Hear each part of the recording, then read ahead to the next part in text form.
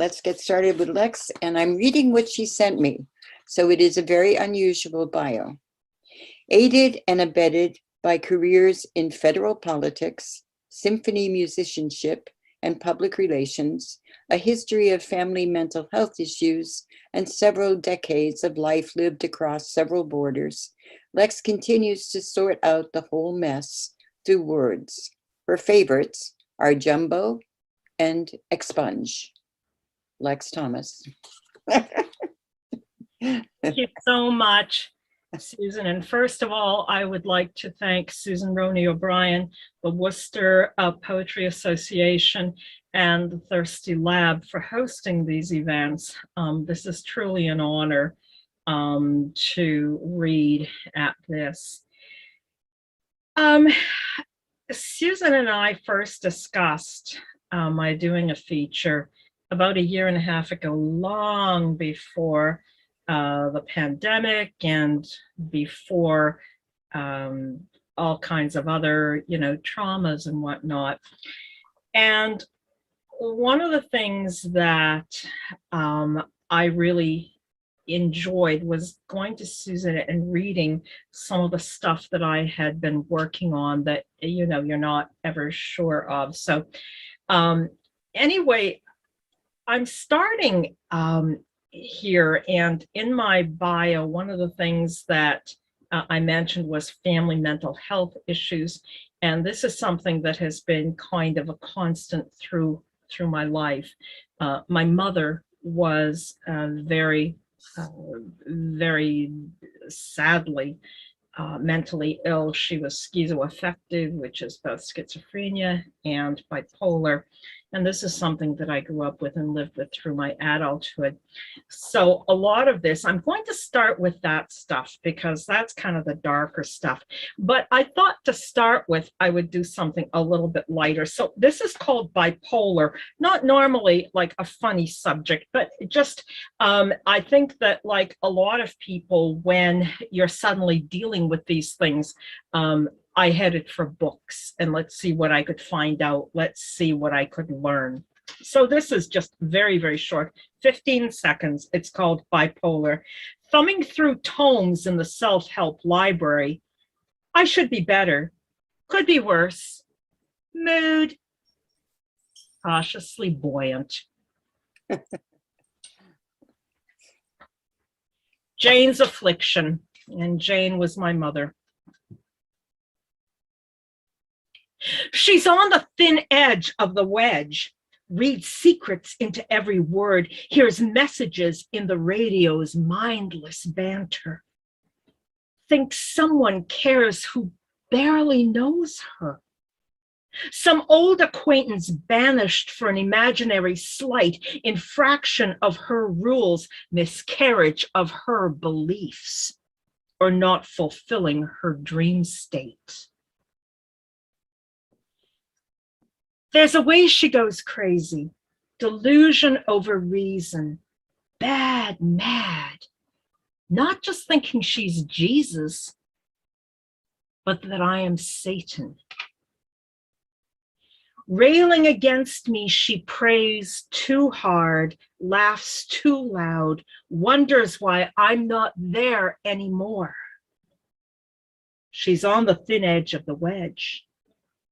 And no one can stop her flailing in the dark of her mind. No one but me, miles away, pushing her to madness simply because I exist.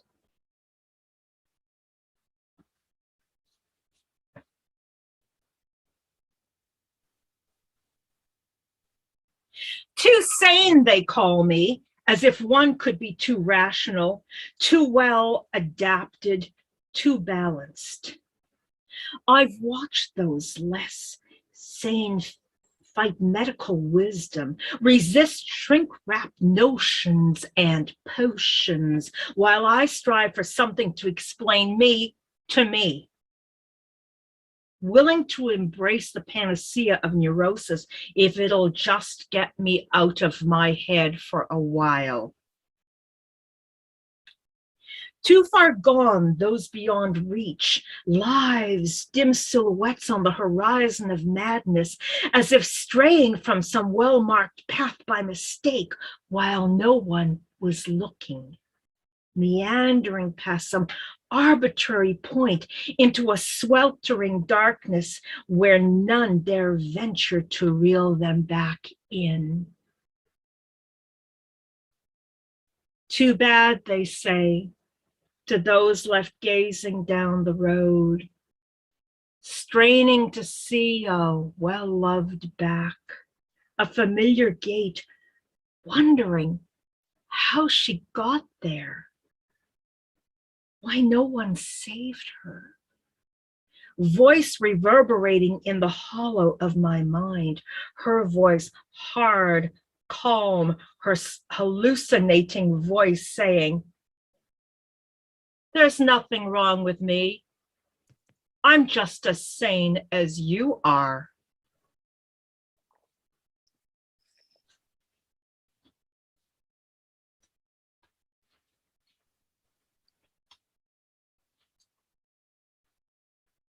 Force it if you must, because what hurts stretches back so far, far past these tears, back to the time I told her I was scared and she laughed, said I was the coldest person she knew, back to the young girl who married a snot-nosed brute just to get out of her house, back to the disciplined display child she said was brilliant, but not this time.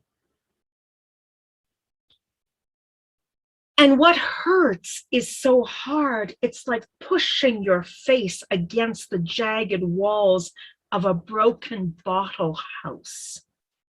You know you gotta keep out for good or else tweeze shards of glass out of your eyeballs forever. It's your choice. So you teeter on the fence for days, months, years, a lifetime, because you just can't make yourself leave, can't make yourself kick away the tattered foundation. You pirouette on rotting slats, filthy with the blood of opportunity rejected, lacking the courage to say no. It takes more muscles to frown than to smile, but practice enough and you'll lament the ease of scowling, cringing, clenching, as anger takes residence and your smile atrophies. Behold what you are at the hands of the damned, listening at keyholes for a despised voice, watching for a loathed face. In a crowd, rigid heart throbbing with anticipation of disaster.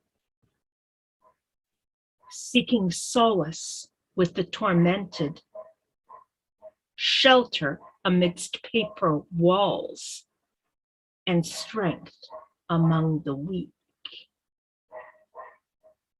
But stop. Stop the thunder inside your head, the voices that hiss lies. Stop longing for what never existed. Force it if you must, but turn those corners upward, skyward, heavenward. Work those muscles made useless. Smile, God damn it. Feels awful, doesn't it? Like you're a fake. Yeah, you always knew it, you no good, worthless trash. No, that's not it. Try again to flex those muscles, stretch those corners as high as they'll reach. Make yourself smile, make yourself laugh. Exercise, exorcise. Free it out of your bowels, out of your emptiness, and cram it into your heart until it bursts. Laugh, God damn it. Roar. Lose your grip. Celebrate life. Consume good love. Find peace. Even if it feels like hell.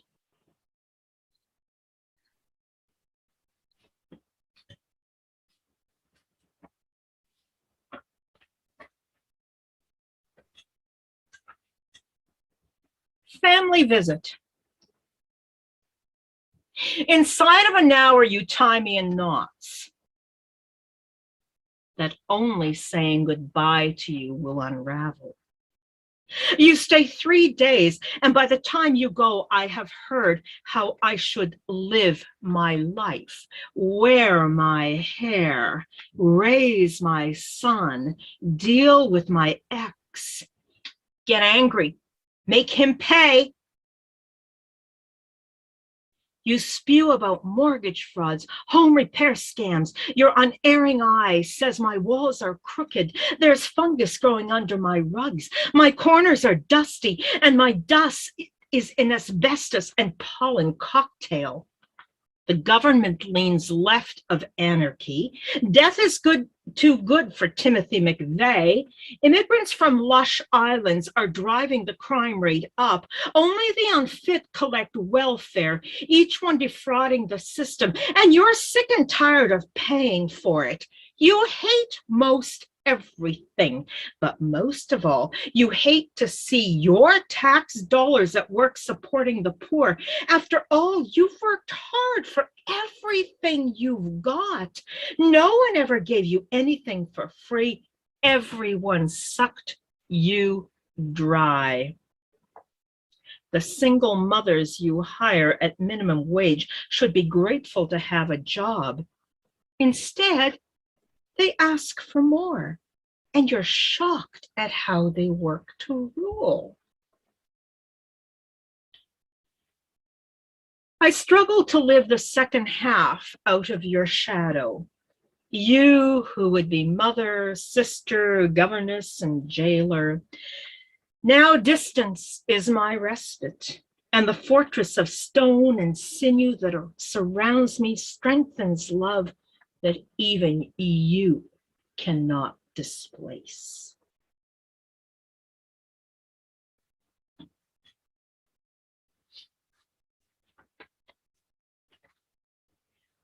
So I've spent some time here talking about mothers. So here's the other side of the story, because obviously there's a story there too. This is called Fatherless Girls. Fatherless girls never quite give up the search for connection with someone, something that explains everything. I search my mirror, wonder, am I like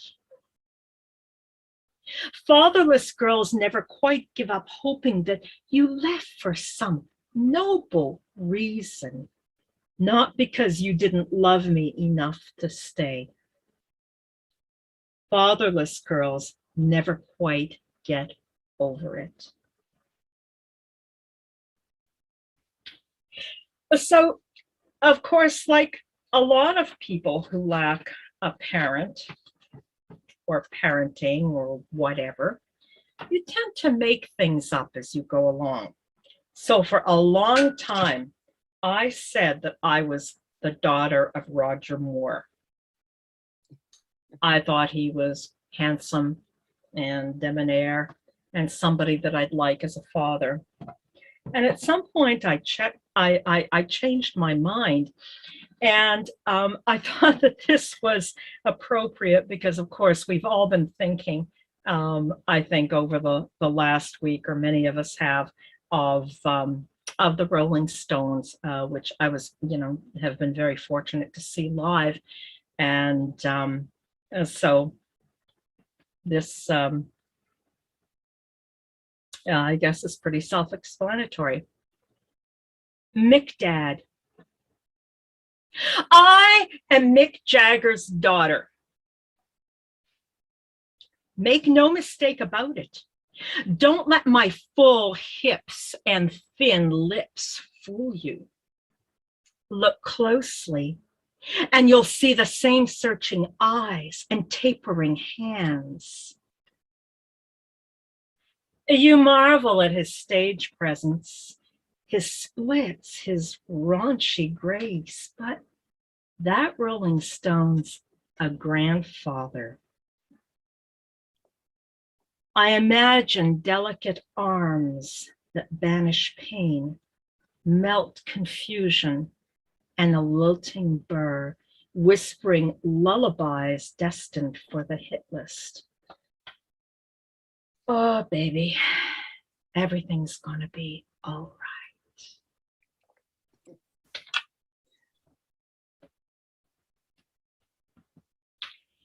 right. So, of course, there are those, parental problems and whatnot, but then, we get older and we move on in life and we have our relationships and some get sticky.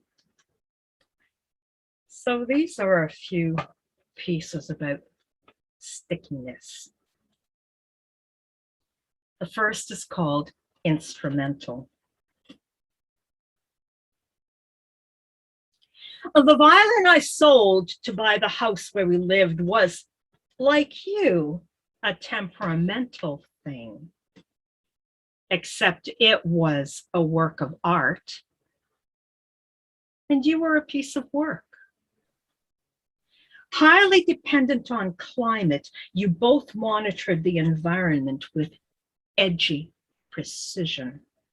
Relentless taskmaster, it demanded perfect pitch, temperature, humidity, stellar alignment.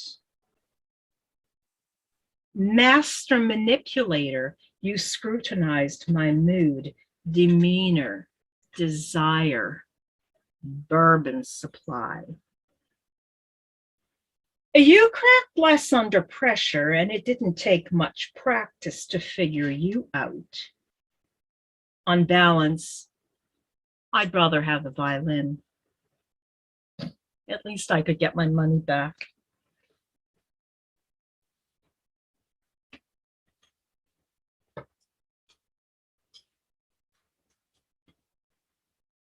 Butchery. You stitch me like a surgeon, sewing words into my flesh and bowels like shards of glass, each meant to lodge where I will feel it the most. By day's end, normal conversation is impossible. You taunt, I recoil, sidle back up to you, seek reassurance, a change of heart, or just the exquisite relief of a good explanation. But you fail me.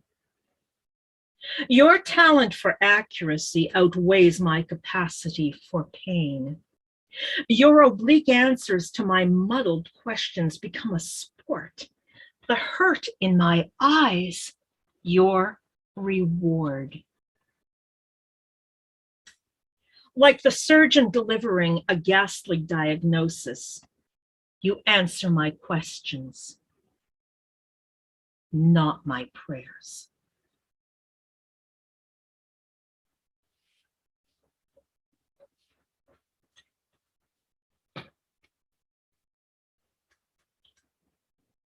Passing through.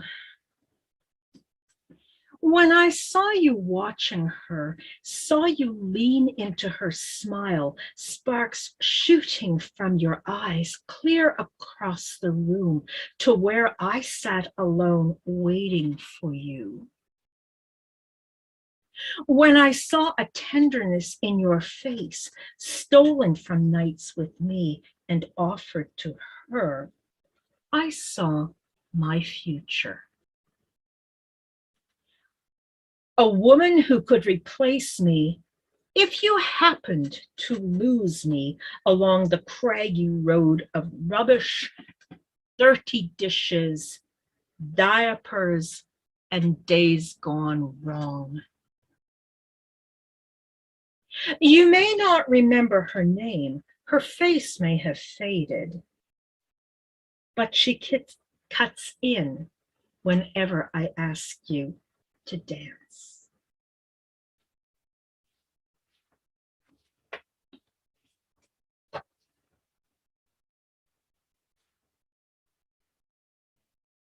ghosts. Do not, under any circumstances, look back. Life's going that way, buddy. It ain't behind you. Nothing back there is going to give you any comfort, so just storm ahead and forget why you're running. Whatever you do, do not look down. There's crocs down there waiting for a bite off your tasty ass, and the rest at their leisure. You're strung up so high without a net, and the crowd looks friendly enough, but it's blood they want. But should your eyes stray to that rear view mirror, don't believe it when they say you can't see the reflections of ghosts. You can. Just close your eyes, hold a mirror right up to your face, and look.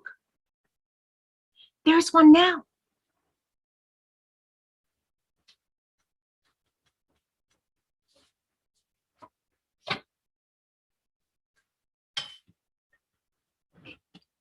So, of course, amongst all the struggles and issues that we all deal with, there is happiness.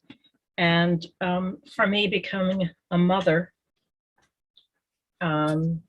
was an enormous happiness. And so I've got two pieces here to talk about that. And the first is called Smug. My demeanor that entire year, the third of his blessed life, the one other mothers called the terrible twos.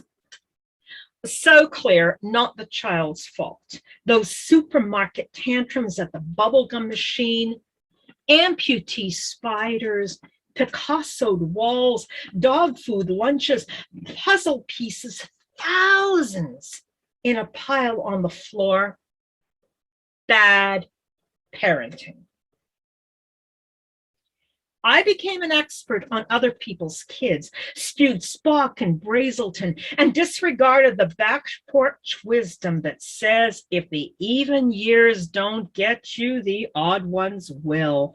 All hell unleashed this year or that, again and again, with just enough time in between to lull you into almost easy peace. The day he turned 3, I was humbled. My work of art turned to tyrant. I looked vague, gothic, pale from redundant exhaustion, blood dripping from eyeballs and lips diagnosed as anemic. I spent the year in shock. I learned there was a God the day he turned 4. My angel restored long enough to forget that 5 was just around the corner.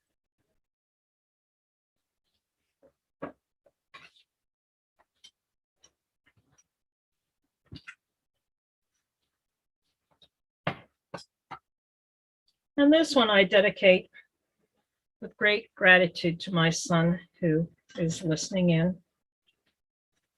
This is called Circle. Mother told me what was wrong with the world and everyone in it. Sentenced me to decades of contempt until I learned joy in life, love, grace, and forgiveness. I told my child what was good in him, and he taught me to trust myself. I asked him to feel mercy, and he began with me.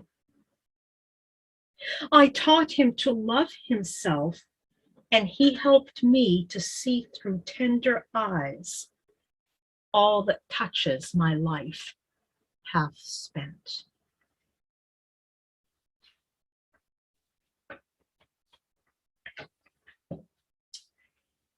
And so now these are just a few favorites. Some are kind of romantic, some aren't. This was, and it was written in one of my favorite cities in the world, which is Montreal.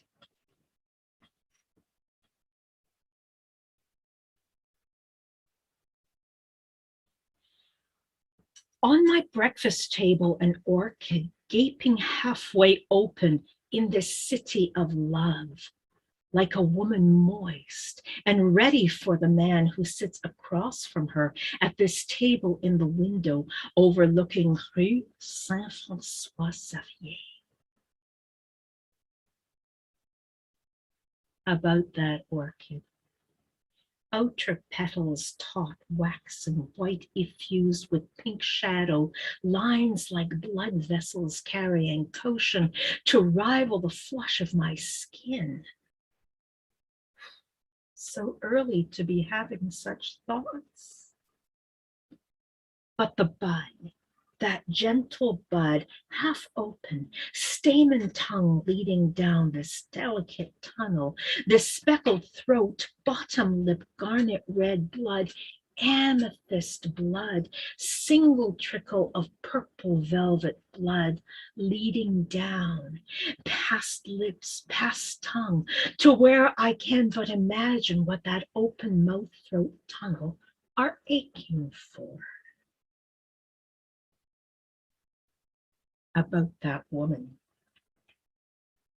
Moist and open, she sits open.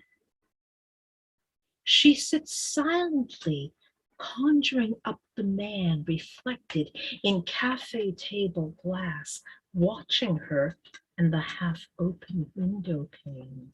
And with the first sip of her coffee sliding hot and thick down her open throat, she envies the orchid. This provocative day of unbearable beauty over, its fate certain to wither and die.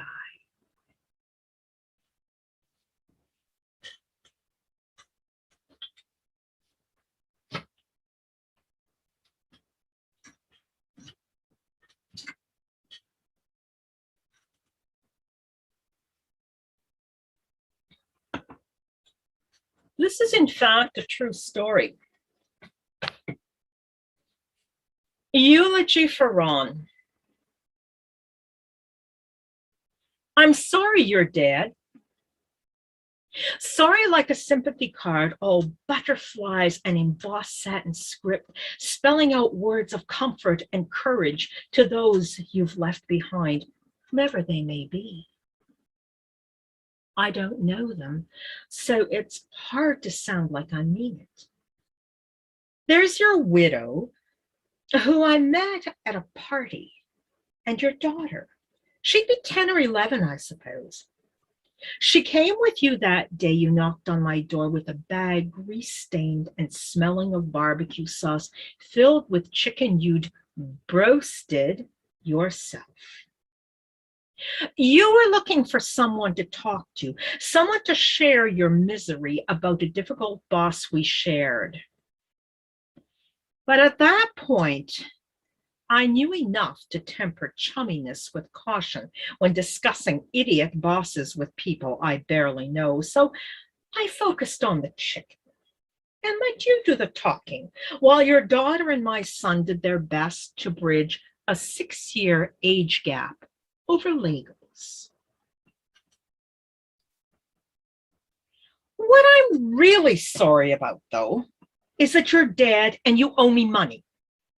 $1,200, not counting interest because there's no point. I gave it to you when you turned up at my door a month after the firing. Desperate. You needed money to fly to Los Angeles the next day to meet with an agent about a book deal you were sure you'd nail. I gave it to you because your needs seemed greater than mine and because I felt sorry for a 50-something man who had to turn to strangers for help. You promised to pay it back within the month. You even put it in writing, misspelling my last name, so we had to correct it.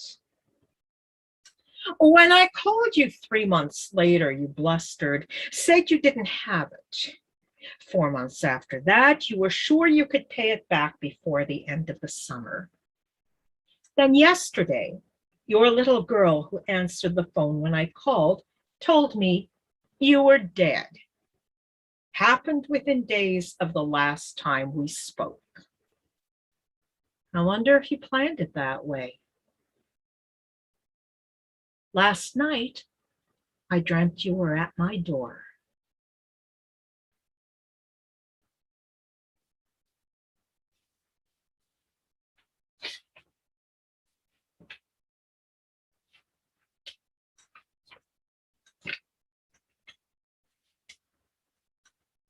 How to eat chocolate.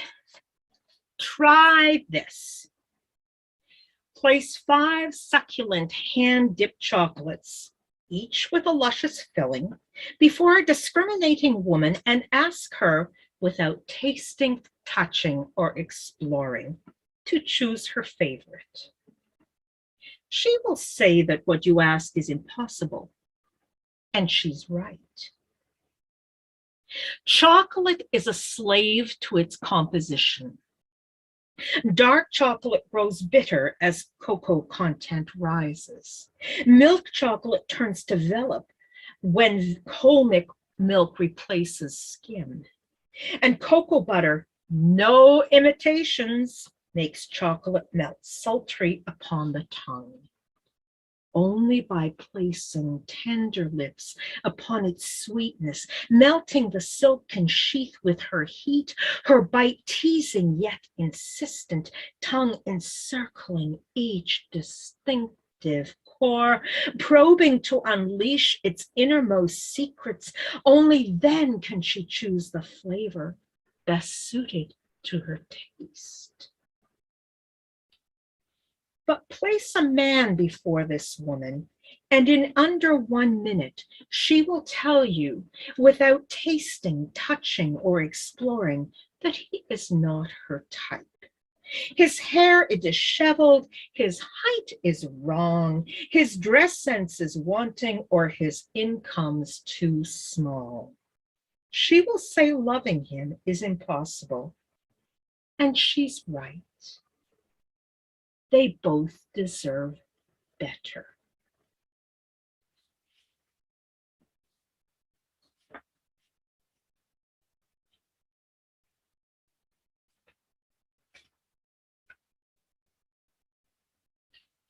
I am a dual citizen between Canada and the US. I've lived in this country happily for 25 years. But our trips to Canada are frequent, and it's a long road.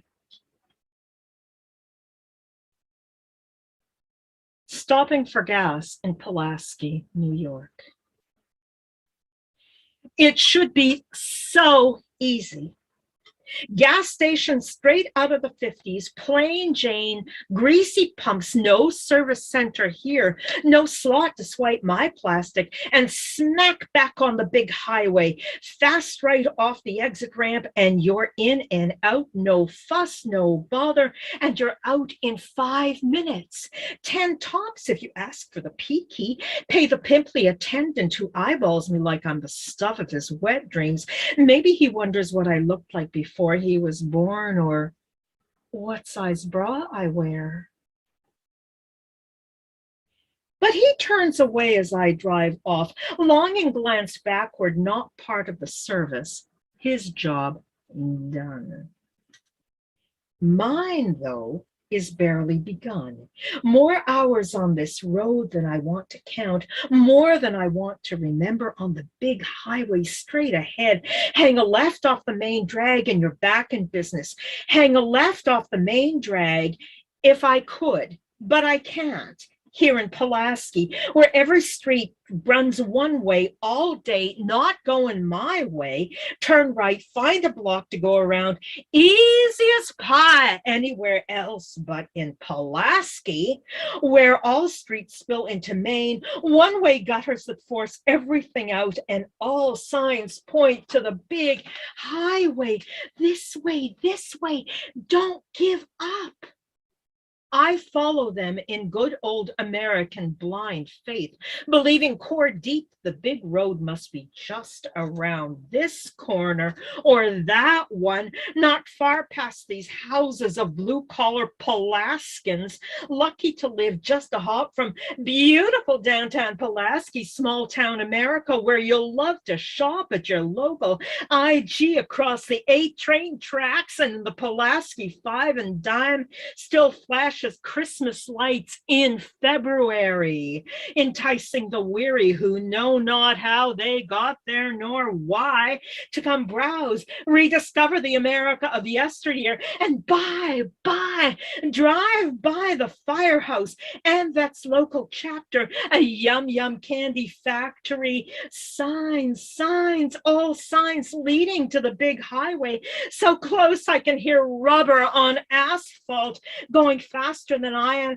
head on, gas station straight out of the 50s, right, left, one slim chance to get away, turn this insistent hospitality, Pulaski, New York, USA.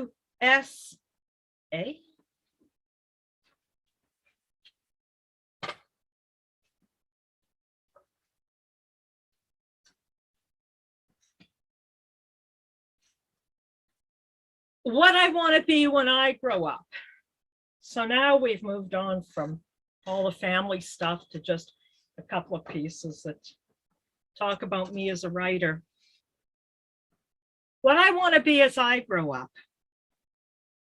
An old woman, now dead, told me I had too much book learning.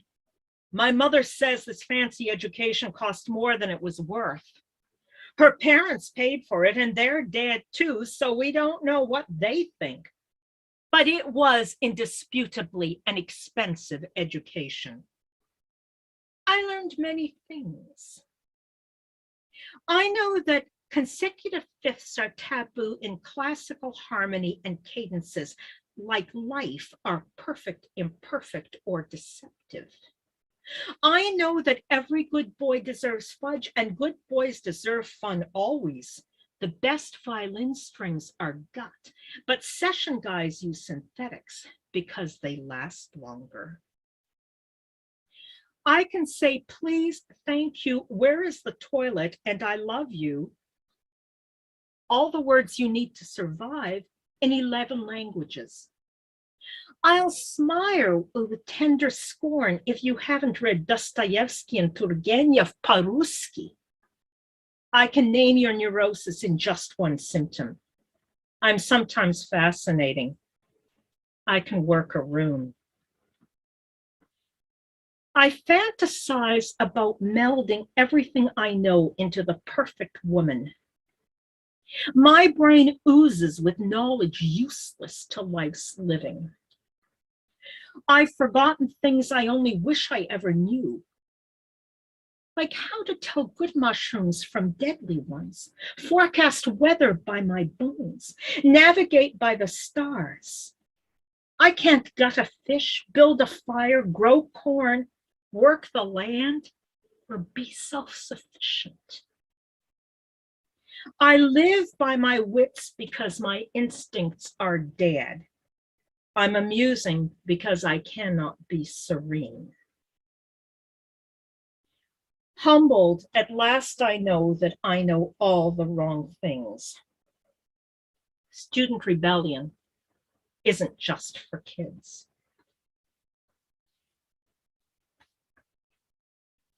And one more on the theme of writing. Copy this. I make my living by the pen, by the word. Some matter, most don't.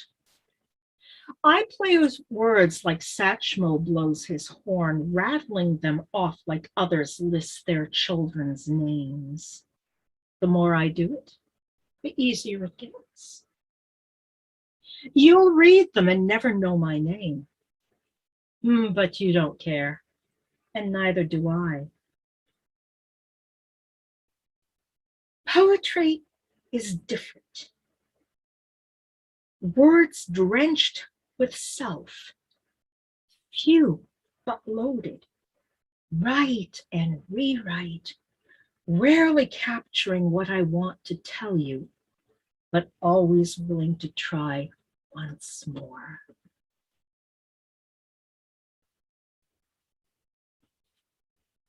Once again, I'm so grateful to you all for being here this evening, and very grateful to Susan Roney O'Brien, the Worcester Poetry Association, and the Thirsty Lab for hosting these events. I have one final piece, which is about one of my very, very favorite writers. Dreaming of Michael Ondaatje, a fundamentally true story. In those murky, dream-drenched moments just before waking, he approached with practiced subtlety, like his words, so that I didn't realize he was there until he loomed directly over my consciousness, like a musician's fingers hovering above the notes about to be played. The melody is inevitable, right or wrong. Its course can't be altered. I'm a great writer, he said, a simple statement of fact, the very best. I turn phrase and twist plot the way ordinary people navigate inner city dead ends, turning just before leaving you hopelessly stuck. It took me 20 years to write the best story of my life, and I sold it for half of what I wanted and 100th of its worth. But it won the Oscar. My story won, not I. Those who made it famous won, not I. My gifted pen is a commodity, chisel tool extension of my mind, housed within my body, created for no purpose but to tell the story that makes you say, yes, that was the story I wanted to hear. Thank you so much.